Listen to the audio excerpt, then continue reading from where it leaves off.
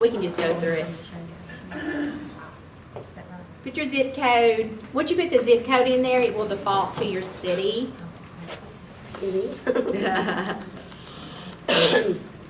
Sales price.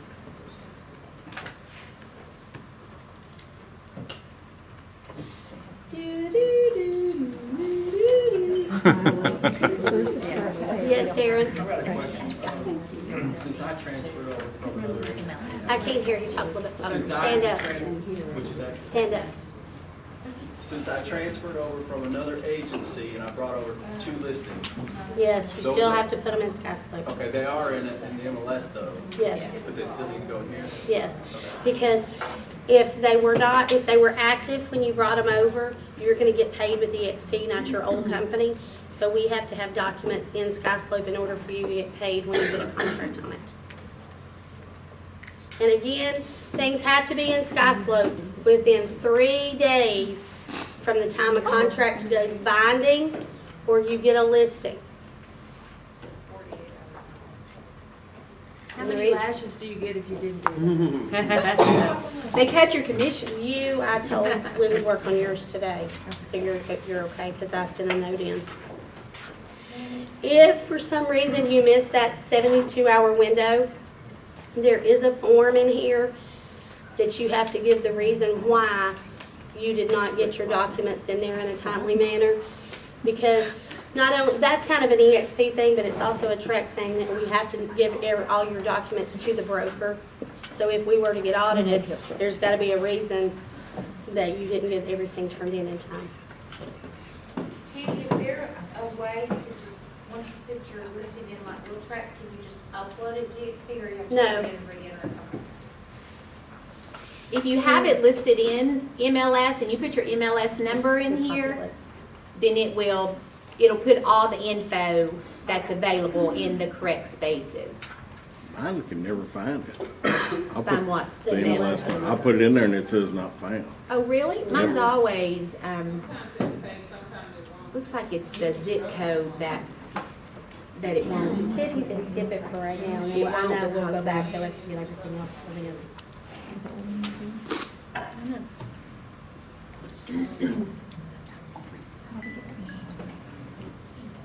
You want to try it on my computer? Yeah, if you want to. 'Cause I don't know what this is doing. Mine's Sorry, working. technical difficulties.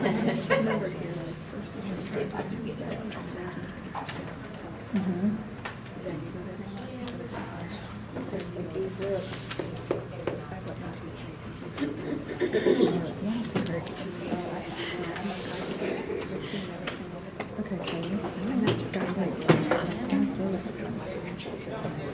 So transaction desk. So transaction desk is first. So the transaction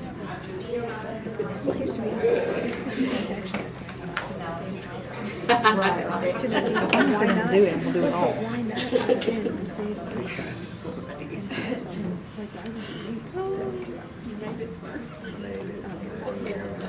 Tammy, is there any reason you wouldn't just do transaction desk, MLS, and SkySlope all in one? Well, you would think. Okay. I mean, just to get it all We're out of just the like, way. right, why wouldn't you just do it all at once? Okay, okay, just making sure. Now watch, I'll be the one that does it.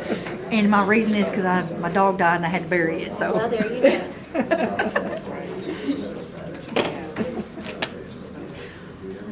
Oh, Lord. Your screen's dead. Change the. She's changing computers. She may Oh, not. okay. Terry Coleman, Did you plug in the, Terry Coleman. there it is, it's up There you there. go. Never mind, we Yeah. don't need you now. 2 women figured it out. We're gonna see if we just get, yep, it's your computer. She wrote it. Time for another. Okay, I think we're on track. Okay, so we're to the zip code. Put your zip code in there. It will default to the city.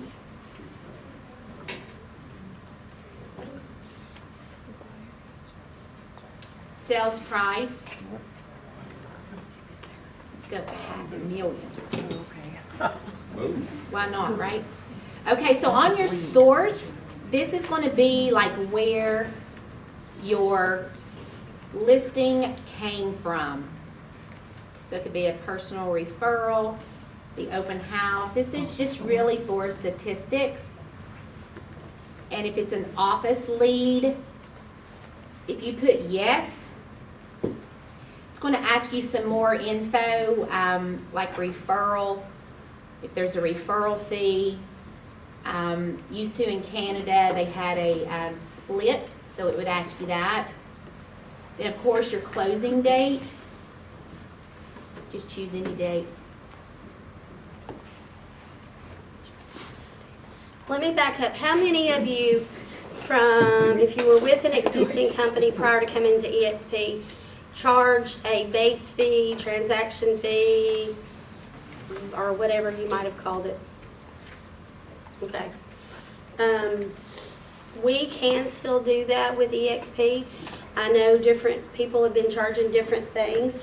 So when you have that, you do have to have a form signed by your buyer, seller, whomever. I do have a form that is approved by corporate, and I can send it to y'all in a PDF or a Word document, and you can change it for whatever you want to charge. I know the company said they may have to come back and say that we're going to charge one set fee for everybody if we're going to do that. But right now, I know like Jay charges one thing, Renee charges something, so nobody is charging the same thing, and that's fine. Huh? I know. I'm just telling you what they said. But right now, we're independent contractors, so they can't tell us what to charge. You didn't let me finish. So if you want a form, I can send you the form, and then you can put the amount, whatever you want to charge in there. But you have to put that. Huh? Then you have to put that in here on SkySlope. Well, that's it on the buyer side. You can charge the seller that too. But on the buyer side, there is a place to put Yeah. that. So But not on the where do you seller. put it on here? Additional. We may not have got there yet. Okay. I may have jumped ahead. But I just wanted to make sure everybody knew that we can charge that, because some people have asked if we can still charge that. Go ahead. Moving on, go back up to the top where it says checklist type. On your drop-down box, it's going to ask you what kind of cell it is. And of course, this is your street name. Once you put that zip code in there, it's going to default to Tennessee county.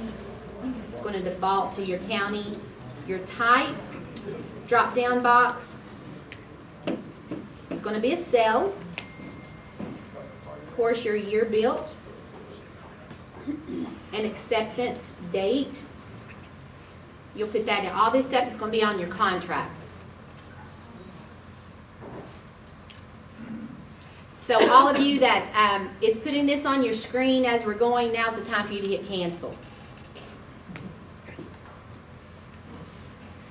So when I hit next, see the little red box? It says closing date cannot be less than acceptance date. If you make a mistake here, it's going to make you fix it, which is pretty cool. My closing date is June. Why did it not let me close on September?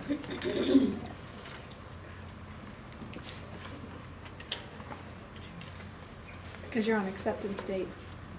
It needs to be less than June 5th. There you go.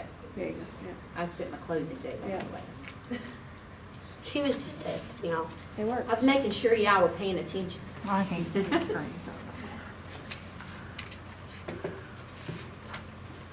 I think I should have put that button instead of cancel, because now So Olivia's what is gonna go that, have June? to go approve. You can, if anybody did save it, you can go into where your transactions is at and you can delete it. It will have to be approved, but I didn't save it, I hit cancel, but it says pending approval. yeah, they'll go. I mean, it'll take it off. I did that the other day when I was training, and it took it off in like less than a minute. Today's date should be less than or equal to today's date. this won't do it either. Less than or equal to today's date. She'll have to change the closing date. No, it's not the closing date. It said the acceptance date had to be less than or equal to today's date. Oh, yeah. Can't accept something. Right. And so it has to be today's date for the acceptance. Why can't we put the close, or the We need to put same? That's today's accepted, date. we gotta go back Date. to January. Or December. Yeah, or the same date should have worked.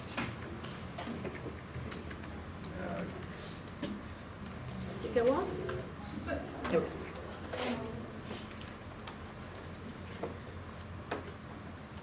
Okay, here we go. Okay, so our next, you'll just have to look at this one because you can't get that to pull up on your screen if you canceled out your transaction. On the top of the screen, it'll save all the info that you just put in.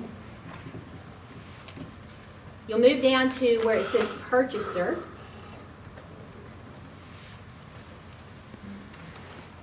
We're still on the seller landlord actually. You'll have to put in your people's name, who your seller is.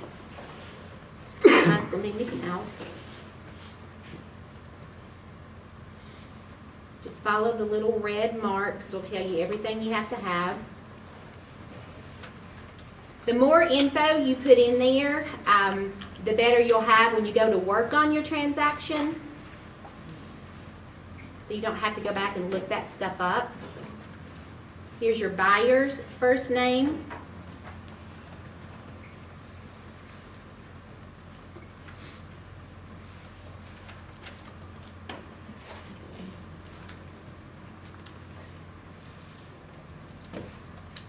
Oh, no, she's gonna get the tree. Phone number.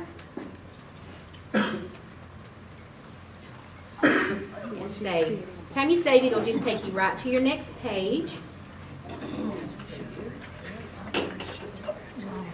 Title, escrow, and attorney. This is where you will just put all of your title company.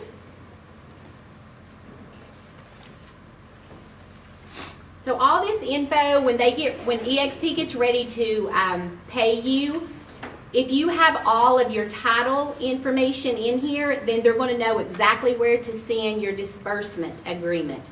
They're not going to have to email you and say, hey, you forgot to put that stuff in there. If you've got it all in there, they'll just send the form straight to the title company. So try to put as much info in here as you can.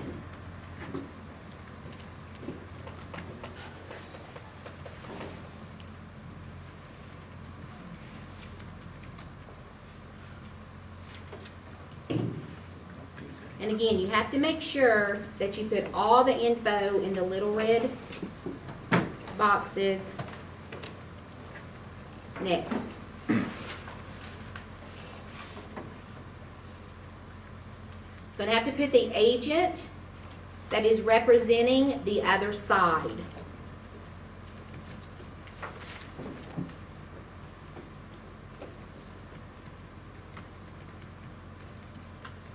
Does eXp hold earnest money? No, Who holds your earnest money? Title company. Or, the other brokerage. so going back to MLS, let's just do this real quick. If you have a listing, it's really important that you put in your realtor remarks that eXp does not hold earnest money, because eXp has still been getting earnest money delivered to the West End Avenue, and we do not have an earnest money account.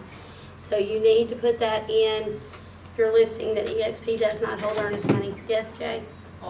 Look, everybody use whatever title Right. company you want to use. I will say this though, okay? And if you have any title companies also, I have had more title companies screw up my check that don't know what they're doing with the eXp. So I try to make sure that the title company you're using knows the process.